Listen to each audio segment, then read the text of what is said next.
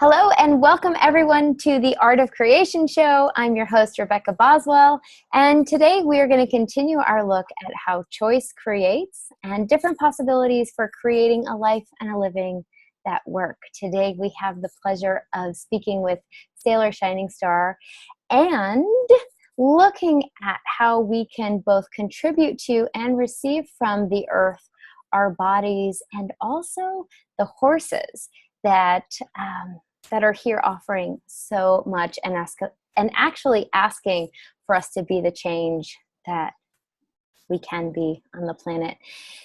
Sayler, welcome. Thank you for joining us today. Thank you, Rebecca. And I do want to say we'll add the cat too, because she's here. Yes.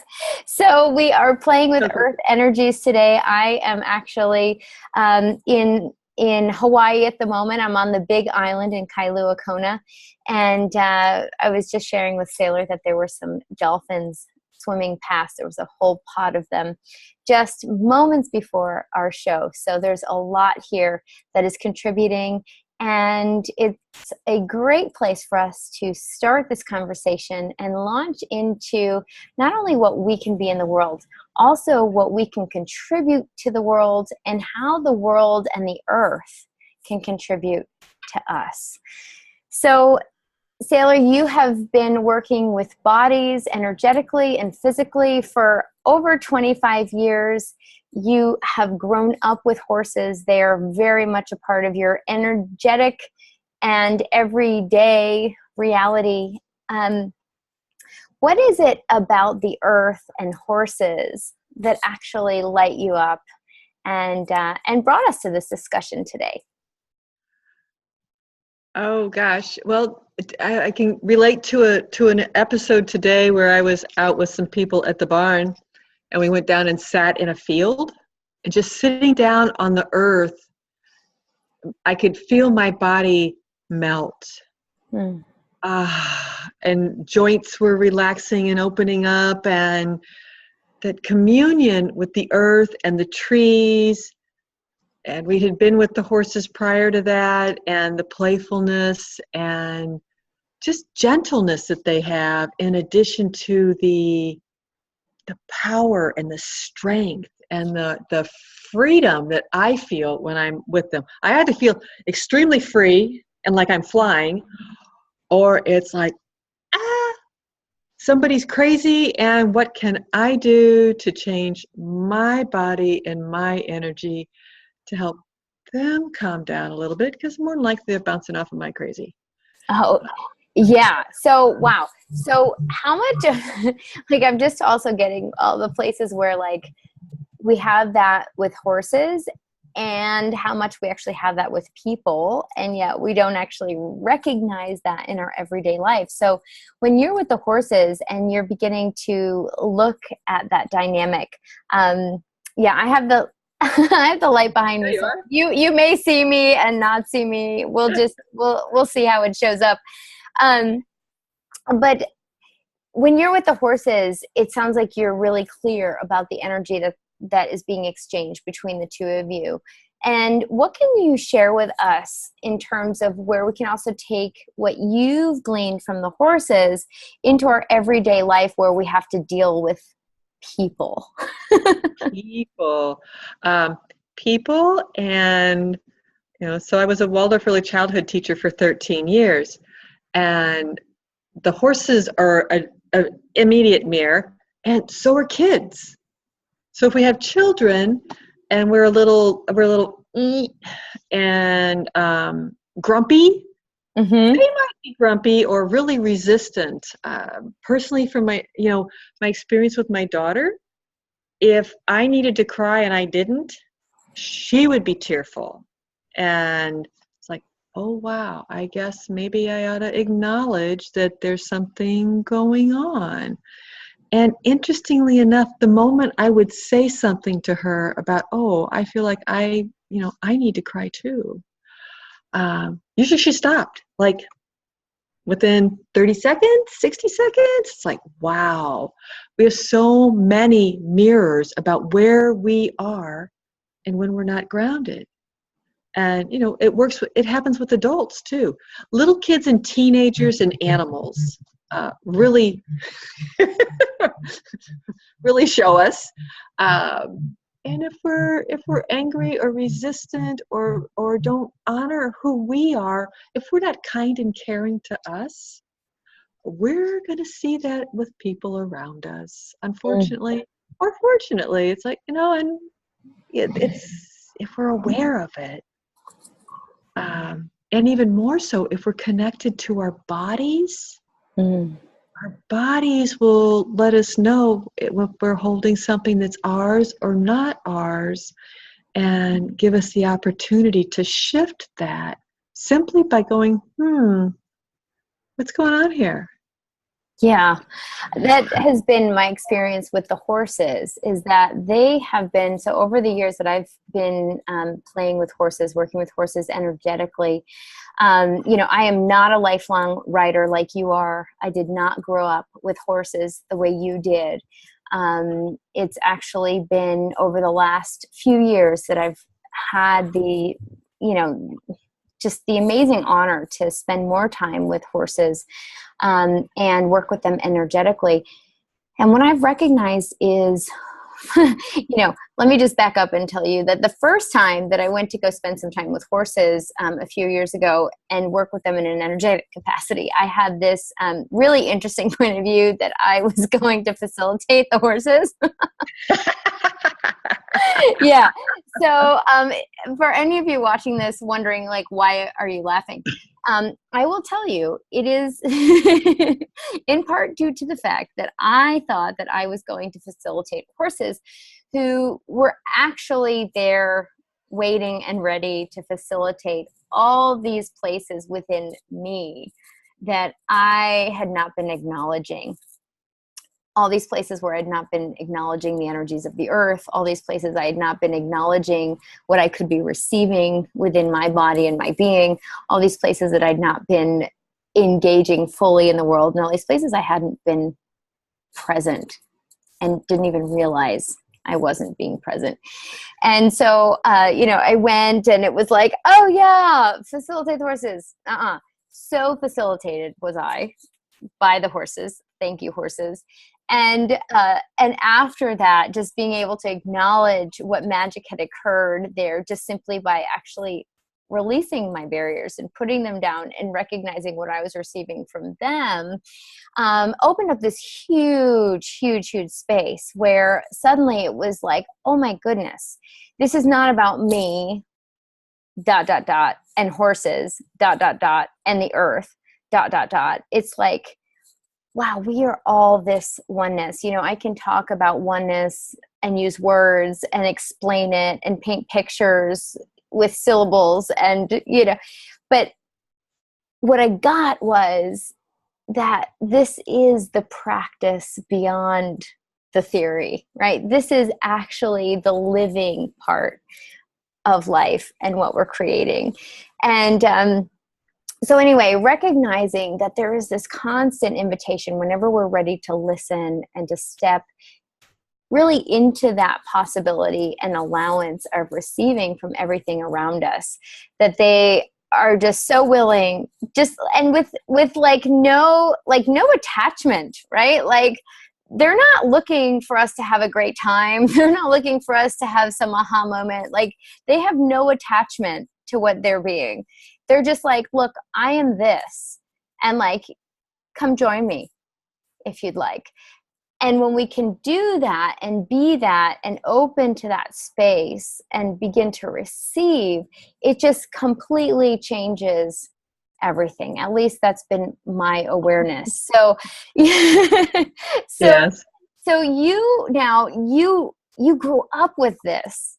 So at what point did you actually recognize that this was a gift and a capacity? Because I know there are certain things in my life that I grew up with that it was just like that thing that was there, and I never recognized it as a gift and a capacity. So at what point did you actually recognize this gift and capacity with horses and the earth and this invitation that you could be for people to choose it?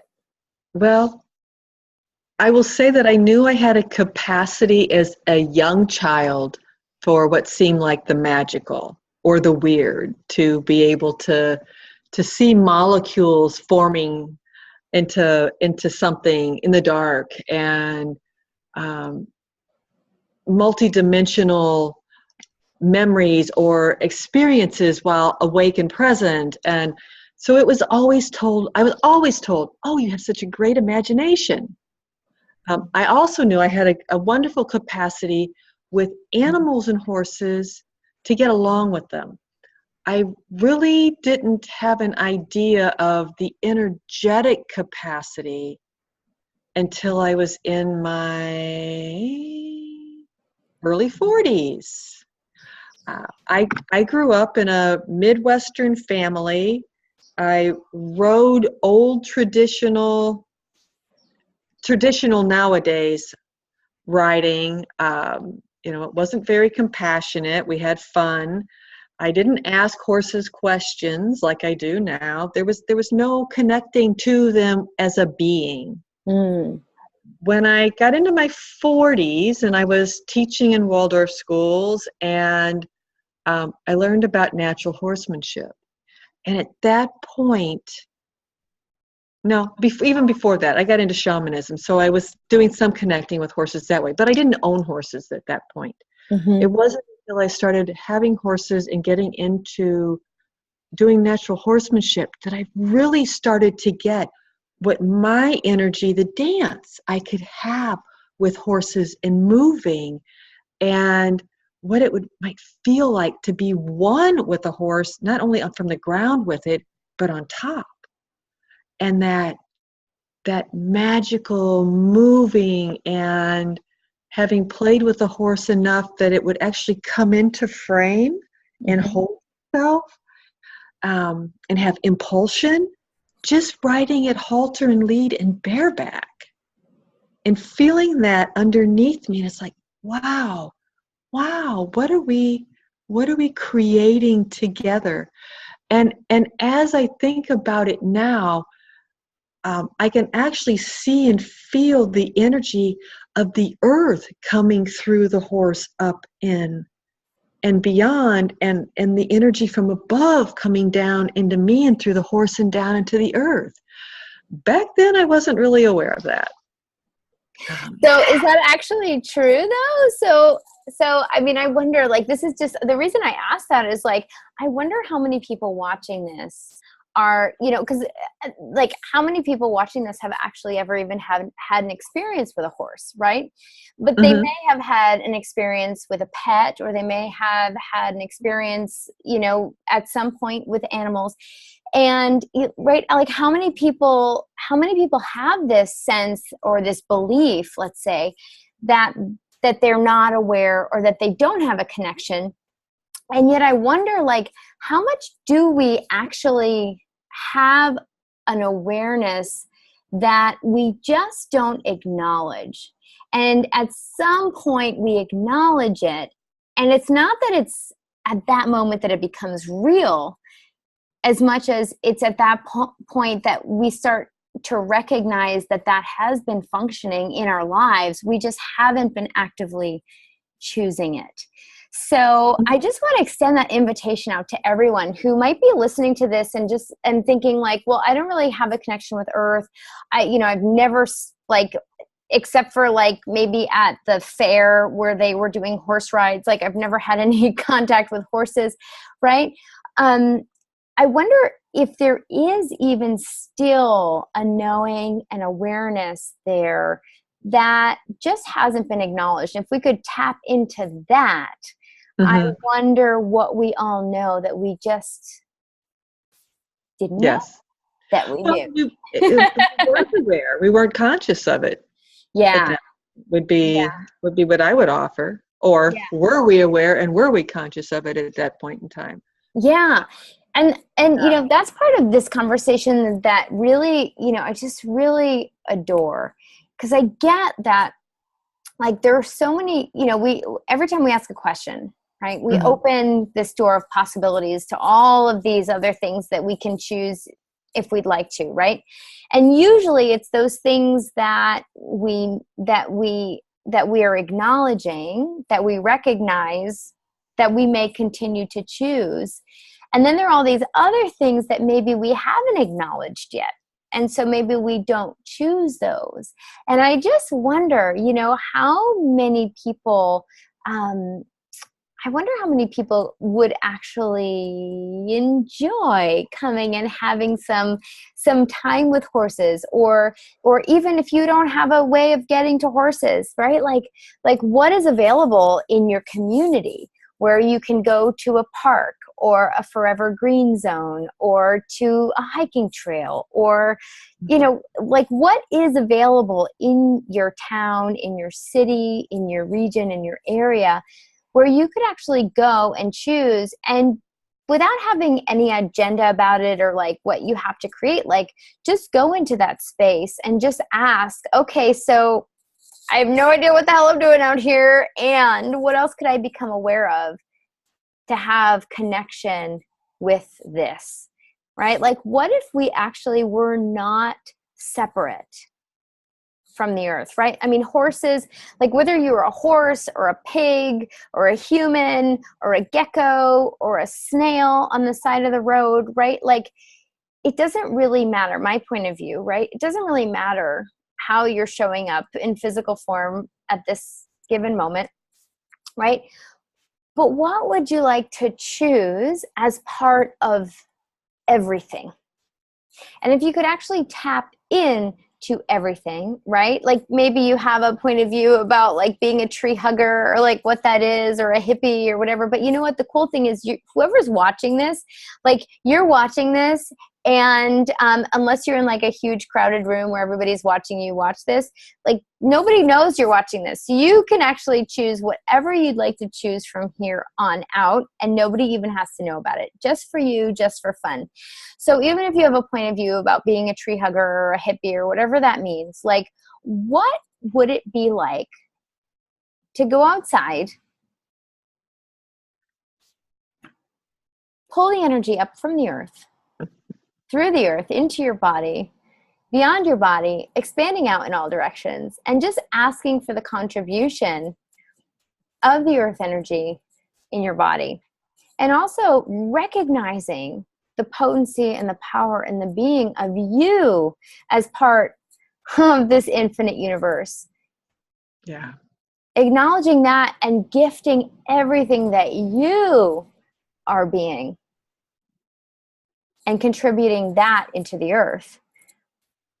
And if you can start to just play with that and be open to the possibility that there may actually be more than meets the eye, I wonder what can show up then. Oh gosh, so much. Yeah. So much. I think back about my family and my grandmother. To have this conversation with my grandmother, she would have thought I was nuts. And yet she had this gorgeously landscape yard and flowers here and there in the other place along all the edges of the yard, and these beautiful trees. And she spent time out there regularly with the pruners, hand pruning all these little dead leaves or deadheading the flowers. But she was actually spending time with them, and in a way honoring them and touching them, and that connection. Yeah, receiving from them. Yeah. So, I mean, there's lots of ways we do this and don't necessarily even know. It's funny, Sayler, that you bring that up. My grandmother is 96 years old, and she has had the most amazing gardens my entire life, going to Austria and spending time at her home. It's been an amazing piece of land with all of the fruit trees and all of the different fruits and vegetables that she's grown and canned and tended, and the flowers. I mean, just gorgeous. Everything just beautiful. And yeah, same thing. I mean, she's not talking about energy. She's not talking about the communion necessarily with earth. She may have a conversation with you about God. She may have a conversation with you about something greater.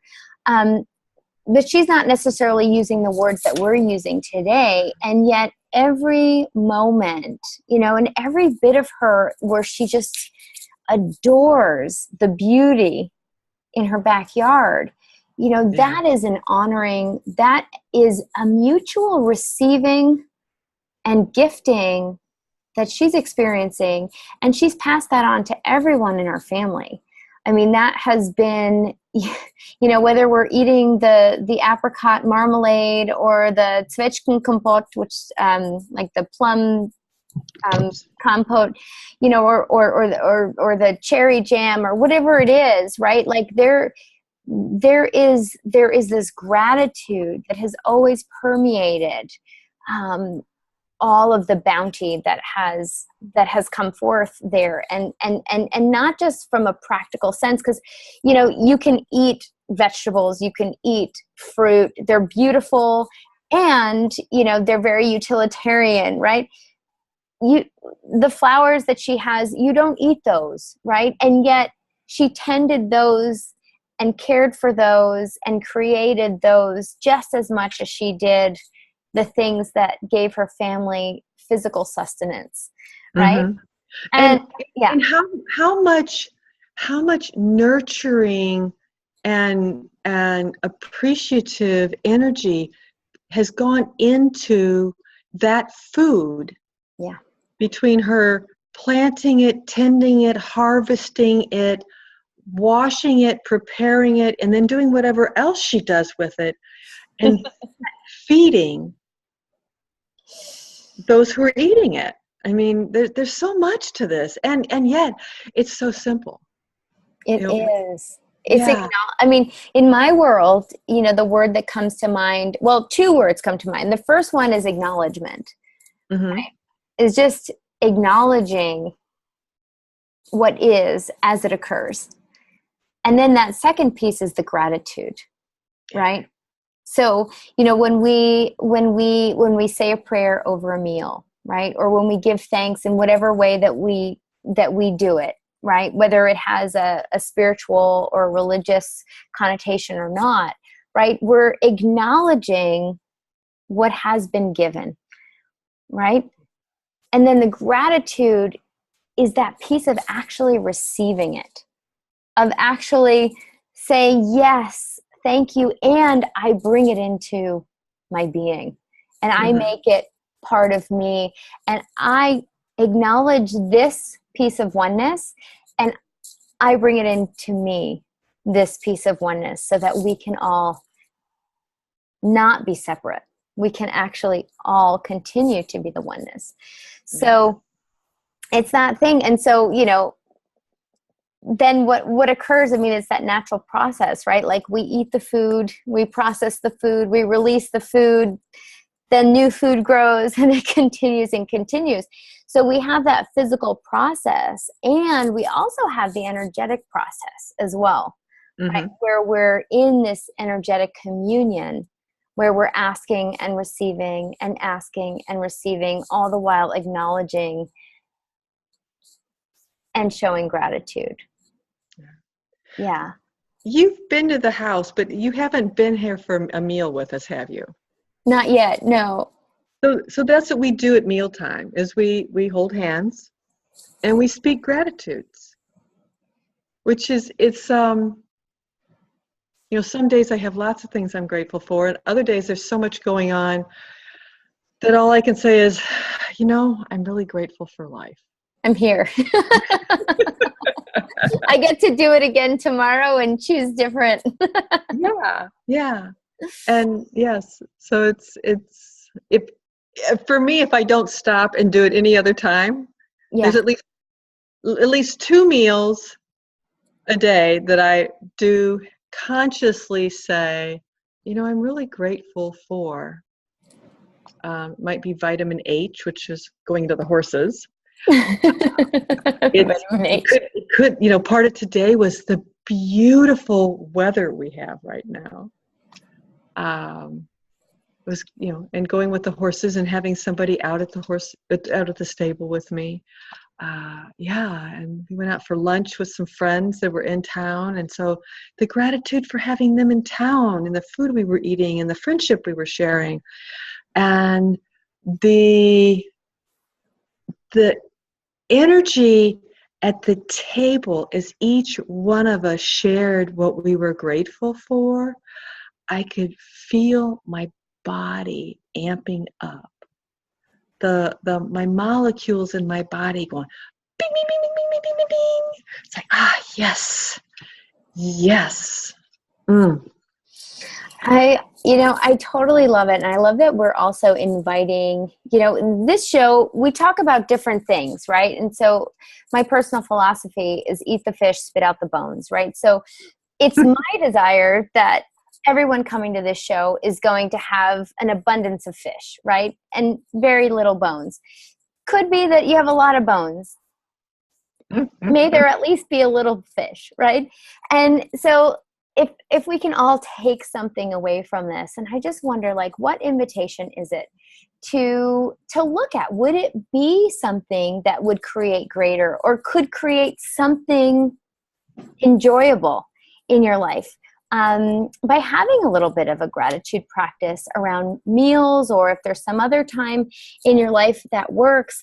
And it works for us. We also do it around meal times. It's a time when my husband and my 2 kids, when we all get together and we make a point of all being there together. And we hold hands just as a way of connecting physically our bodies, as well as our minds, our hearts, our spirits, all of our being, and remembering, oh, right, we are one. And that works for us. And part of my family practice, I mean, we do it at weddings, we do it everywhere that we go, even if we're in public and it's a little bit crazy. We hold hands and we say Mahlzeit, Mahlzeit, Mahlzeit, and that's German, and it literally is translated as mealtime, but kind of has the energy of bon appetit. And so we do that in our house. We also add, may this food bless our minds, our bodies, and our spirits. And that for us is just this way of acknowledging everything that has come to our table and all that it has chosen to get there and all that we've chosen to get there, and just honoring all of the energies that have gone into it, and then all the energies that are getting created beyond that we can never even fully comprehend at that time. So I wonder, if you're watching this, what kind of a practice could contribute to you acknowledging where your body is actually part of something greater? And would it be of value to be a part of that and to tap into that and connect to that and to acknowledge it in whatever words or in whatever way is meaningful for you?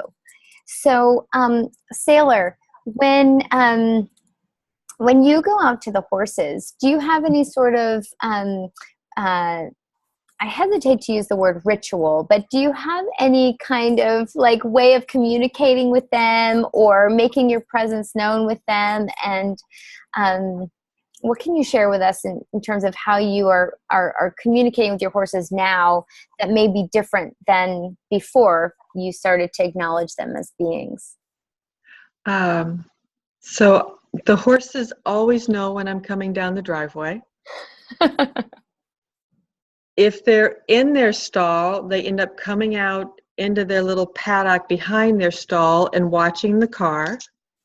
If they're in the bigger paddock, like today they didn't see us coming down the driveway, but when we went into the barn and we were at the front of the barn, I called through the barn each one of their names well, I actually called all 3 of them. I could see 2 of them, and those 2 took turns actually walking to the fence and looking inside the barn to see me.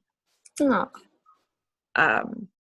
The ritual we have is we take carrots. And it's one of those things that, what is it my daughter says?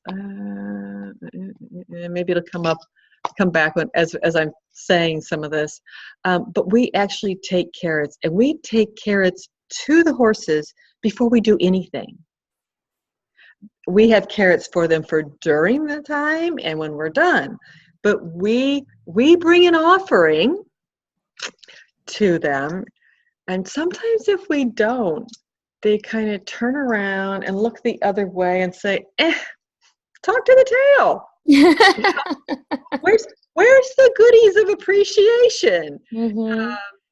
I don't know about any other traditions, but in the Native American tradition, we bring something to an elder. We make an offering to a plant or a bush or something that we're asking for help from. And the horses are really, I guess we've trained them no differently, or maybe they've trained us. If we don't bring them an apple or an orange, an apple or a carrot, it's like, come back in a little bit. Yeah, get your act together, lady. Mm-hmm. I love that. Oh, yeah, and another part of it is opening their stall door and just putting my forehead on their forehead. It's not always the best thing to do with some horses if they throw their heads, but our horses are all used to, a forehead to a forehead. And just that, yeah, I see you. I'm here. I feel you. I'm grateful for you and your being here and my being with you. Yeah, when you say that, I really get that energy of the namaste. Mm-hmm. Right? The light in me sees the light in you. And just that, again, we come back to that word acknowledgement and acknowledging. And I wonder how much do we actually use that word in our everyday life? And how much do we, even beyond the use of the word, how much do we really spend, some quality time being in the space of what that is and looking at where we can begin to acknowledge ourselves, the people around us, the things around us, the environment, and keep expanding that out further and further and further until we start to get that space of oneness where we are actually acknowledging everything that we truly be and everything that's interconnected with everything else. Yes. My giggling is because we've been talking about beings that are alive. Yeah. And as you were saying that, I'm thinking, and my car, and my laptop, and my phone. Yeah. So Sayler, tell us more about that. Yeah, so tell us more about that, because there may be some people watching this who are like, okay, wait a minute, I just got on board with the horses. And now you're talking about a laptop and a phone and like, hold on.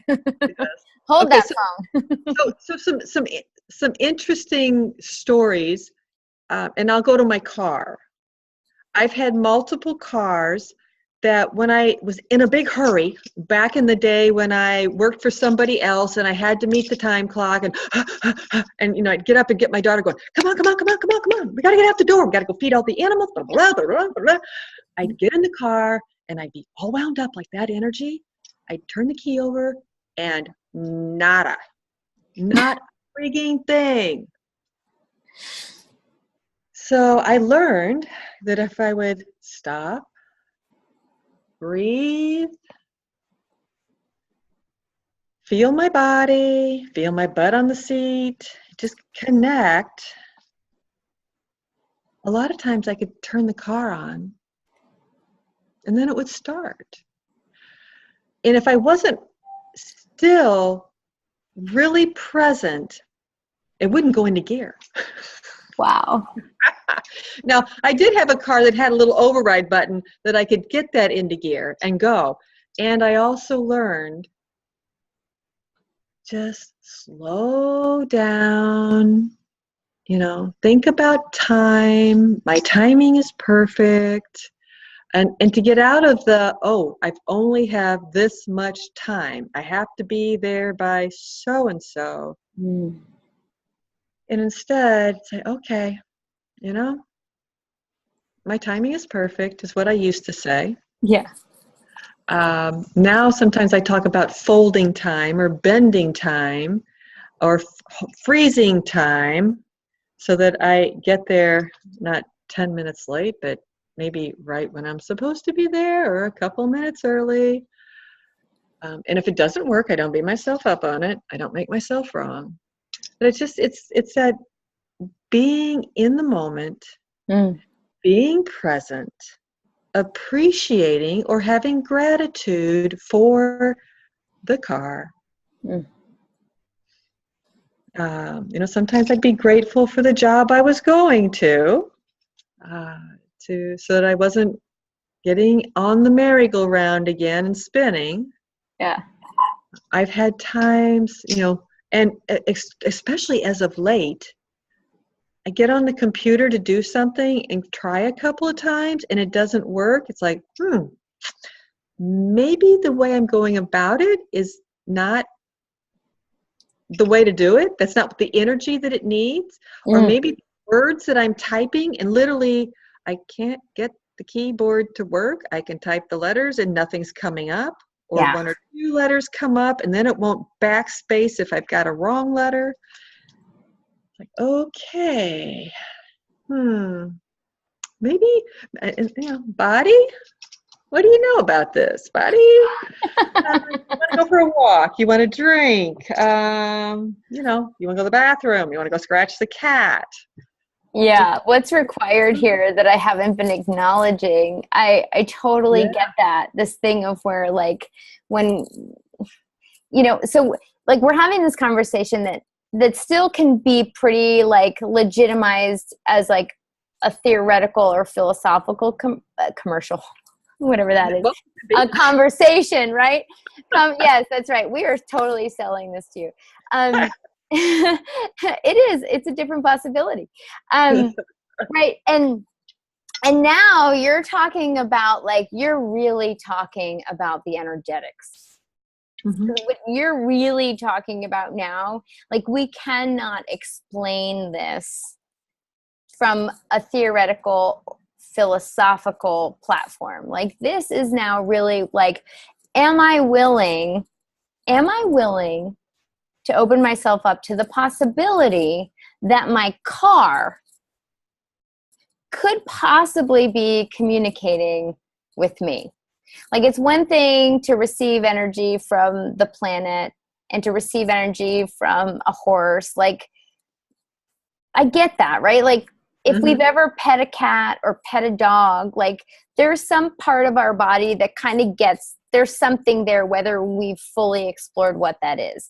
Now you're talking about receiving from a car and about, like, being late or not being late. And all of a sudden it's like, hold on, this is like, it just keeps getting weirder, right? And yet I totally get what you're saying. And I've seen this so many times where, like, if I'm working, and all of a sudden my computer is like, no. And I, like, try. It's like, no. And finally, I have a little bit of a sense to say, okay, hold on.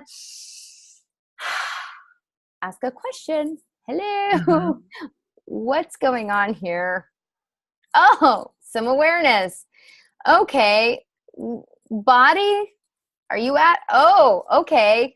Okay, so sometimes I'm like, great. You'd like a break from the computer. It would actually be a contribution to my business. It would be a contribution to what I'm creating. It'd be a contribution to the planet, even if I don't know how or why or when. If I step away from this computer, all right, I'm 3 sentences away from completing this thing that I've been working on. Can I please, can I just conclude that, close it out with ease? Oh, suddenly it works. I do it. Now, I've learned the hard way, when you've done that, you do what you promise and you get your butt out to walk, or you go and you sit in, in the hammock, or you go, right? Like, whatever that is. So it doesn't go poof? Yeah, because otherwise next time it may not actually be the ease that you're asking for. So, like, what would it actually take to, and like we said before, whether you acknowledge it to people in the rest of your world, like whether people at work know that you're doing this weird stuff, or, your family, like, you choose for you, right? So if something is not working, what would it just take, even if it's totally weird, to just try something different? Like to ask for the earth to contribute, like to ask your computer, hey, what's up? Right? Like, what's required here? Yeah. Like, what would it take for me to finish what I would like to do? And like, what can I contribute to you? Or, oh, actually, body, you're communicating through my computer. Okay, body. Oh, I'm so sorry. I forgot I had you. What do you require? Oh, you require rest. You require movement. You require food, or you require water. You require stroking. You require a conversation with another human being, right? Like, what do you require, right? Yeah. Cool. So, let's see. Okay, cool. So Sayler, as we're looking at this, I know one of your targets is to, to really do whatever is required to increase our capacity to communicate with one another in a way that creates greater, to contribute to one another, to contribute to the earth, to receive from the earth, right? Yeah. To foster kindness on the planet in whatever ways it can show up. So is there anything else that you would like to invite people to, or invite people to, or is there any ask you'd like to put out into the world for people who are watching this? Oh, there are a couple things. Just in general, the ask or the invitation literally is an energetic and a verbal invitation as to, what else is possible in your life that you haven't thought about, asked about. How many objects, beings, whether they're two-legged, four-legged, feathered, furred, plants, how many things actually contribute to you? And how much of those things do you contribute to? The earth, the animals, other people. And we do it energetically. And with having gratitude about that and appreciation, my experience and my sense of it is for others is that lightens our world. Gratitude doesn't allow grumpiness. And grumpiness puts a lot of stuff out there that doesn't feel good to anybody. And whether we know it or not, or whether we acknowledge it or not, when we're doing that, that doesn't help us. It actually can harm us, and it harms lots of other beings. So, what can you be to have more joy in your life, more kindness and caring for you, your body, and everything else in your world, and have ease with things that don't necessarily feel yummy? And how much ease can you have for it to feel yummy? Yeah. And then on the other level, the other thing to invite to, so if any of you are in Austin or desire to come to Austin, October 28th, Miss Rebecca and I are doing Infinite Possibilities with Horses. Yeah. We're going to play with the ponies and be with the earth and the trees and whatever else happens to come. I mean, today it was the trees and the earth and the butterflies and the dolphins over here. The dolphins in Hawaii, the horses. Miss Coco.